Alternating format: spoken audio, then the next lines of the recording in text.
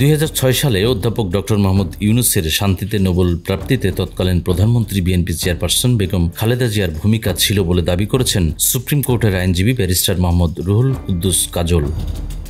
খালেদা জিয়া ছাড়াও ব্রিটেনের তৎকালীন যুবরাজ প্রিন্স চার্লসেরও ভূমিকা ছিল বলে দাবি করেন তিনি।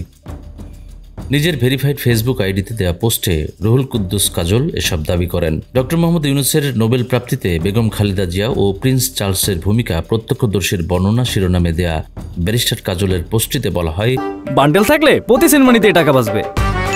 বিকাশ সেনমানি বান্ডেল কিনে জিতুন প্রতি লেনদেনে। ডক্টর মোহাম্মদ ইউনূস বিশ্বব্যাপী নোবেল জয়ী হিসেবে সুপরিচিত, কিন্তু তার নোবেল প্রাপ্তির পেছনে দুজন ব্যক্তির ভূমিকা আমার স্বচক্ষে দেখার সুযোগ হয়েছিল। একজন বাংলাদেশের সাবেক প্রধানমন্ত্রী বেগম খালেদা জিয়া, অন্যজন ব্রিটিশ রাজ পরিবারের প্রিন্স চার্লস, বর্তমানে যিনি রাজা তৃতীয় চার্লস। কাজল জানান, সাবেক প্রধানমন্ত্রী বেগম খালেদা জিয়ার বদান্যতায় বাংলাদেশ সরকারের একজন কূটনীতিক হিসেবে সেই সময় লন্ডনে বাংলাদেশ হাইকমিশনে কাজ করার সুযোগ হয়েছিল।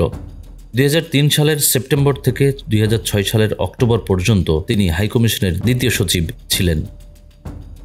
বিষয়টি তৎকালীন হাইকমিশন প্রধানমন্ত্রীর কার্যালয়কে জানানোর পর প্রধানমন্ত্রীর কার্যালয়ের প্রথম রিয়াকশন ছিল, বাংলাদেশের একজন মানুষ নোবেল পাবে, এটা তো আমাদের জাতির জন্য অনেক গর্বের। আমাদের সরকার ডক্টর ইউনূসের নোবেল প্রাপ্তির জন্য সব ধরনের সহযোগিতা করবে। পরবর্তীতে 2006 সালে ডক্টর মোহাম্মদ ইউনূস নোবেল শান্তি পুরস্কার লাভ করেন। নিউজ ডেস্ক, আমাদের সময়।